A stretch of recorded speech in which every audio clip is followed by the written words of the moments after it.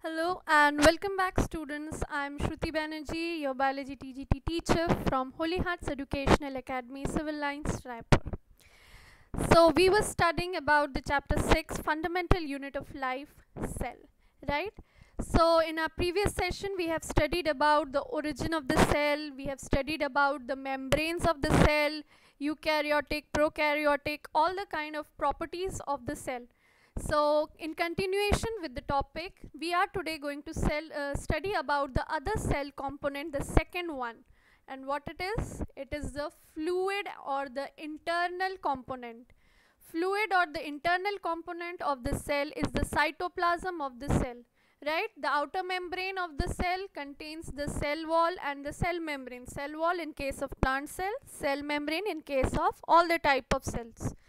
The second cell component is the fluid or the internal component, which is commonly known as cytoplasm or cytosol. So let's get into cytoplasm. Now what is cytoplasm? Cyto means cell and plasma means liquid having all the important vital nutrients which helps in the processing of the cell. So what is cytoplasm? Cytoplasm is a gel-like liquid which contains all the essential cell organelles, right? These are all the essential cell organelles which helps in the proper functioning of the cell, okay? So this cytoplasm contains a many number of different types of cell organelle, and as you can see which type of cell we are studying. In my previous video also I told you we are studying about eukaryotic cell, and this is a most common animal cell, eukaryotic animal cell, right? So this cell contains the outer membrane, that is the cell membrane, and inside the cell membrane is present the jelly-like liquid, that is the cytoplasm. This cytoplasm contains organelles like endoplasmic reticulum, right? These are the endoplasmic reticulum. It contains ribosomes. Ribosomes are present. It contains lysosomes. It contains Golgi apparatus, right? It contains mitochondria. A cell can contain more than one mitochondria, more than one endoplasmic reticulum, and so on. Okay, there is not necessary that there is only one organelle. It can be more than one.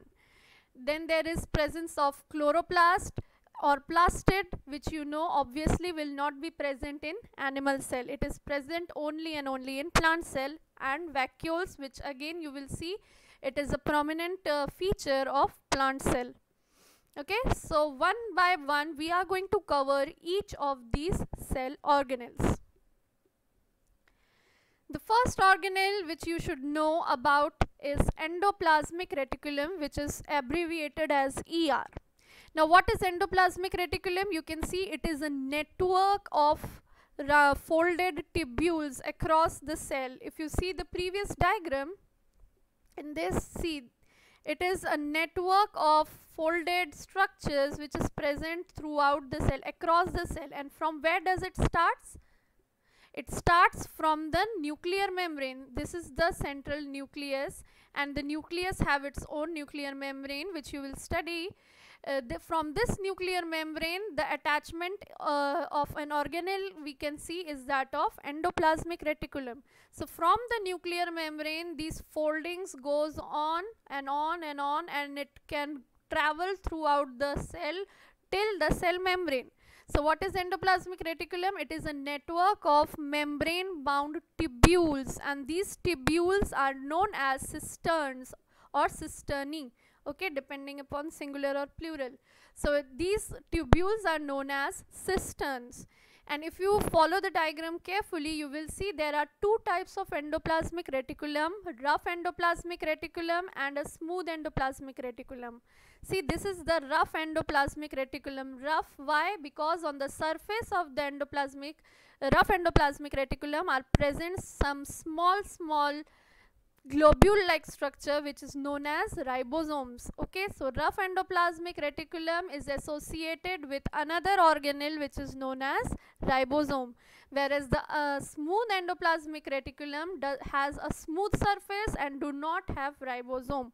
So endoplasmic reticulum is of two types: rough endoplasmic, which has ribosome on its surface, and smooth endoplasmic reticulum, which does not have ribosome on its surface. If we talk about the function of endoplasmic reticulum, so this endoplasmic reticulum helps in compartmentalization. Okay, the cell is a very big structure, and in that structure it helps in compartmenting it into different sections, right? And apart from that, it also helps in providing skeletal framework. Now what is skeletal framework? Support, so that the cell does not collapse inside. It helps in providing support to the cell. Okay, rough endoplasmic reticulum, since it has ribosome on its surface, it helps in synthesizing and transporting the proteins, and smooth endoplasmic reticulums helps in lipid synthesis. Clear? The next organelle which we are going to study is ribosome. So just now we saw that ribosome was present attached on the surface of the endoplasmic reticulum. These were small circular ball-like structures which were attached. If we magnify these balls, we will see that it is made up of two subunits, a larger subunit and a smaller subunit.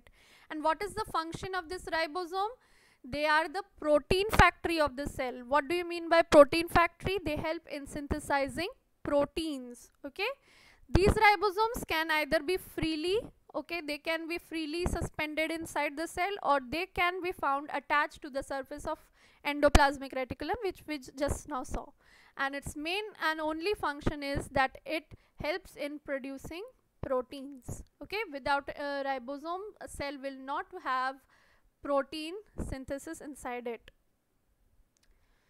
Another cell organelle which is very important for the cell is lysosome. Okay, now what is this lysosome? If you see the structure, this is also a ball-like globular structure, but this is a very important structure, and inside this globular structure is present a highly important and powerful enzyme which are known as hydrolytic enzymes. Okay, so this is again a membrane bound structure. You have to remember that eukaryote has a feature that all the organelles have membranes along its surface. They are all membrane bounded structure.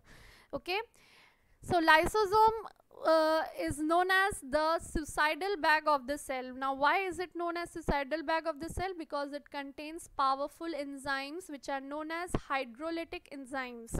These hydrolytic enzymes can destroy any type of cell organelle or any type of foreign body which comes inside the cell. So when the cell has become very old, or it has got damaged, or it has got some kind of severe infection and there is no chance of revival for the cell, these lysosomes becomes activated and they start releasing the enzyme outside their organelle, outside their membranes, and this hydrolytic enzyme has the property of destroying its own cell. That is why they are known as suicidal bag of the cell. Okay, so not necessary that all the time they will be go on killing their own cell. Sometimes when the foreign body enters the cell, or some kind of any other organelle has stopped performing, so this lysosome will release the hydrolytic enzyme and it is capable of destroying any component of the cell. So this is a very important organelle. Okay, so let's have a quick recap. In today's session we studied about the component of the cell, that was the fluid component, cytoplasm, which has a gel-like fluid substance.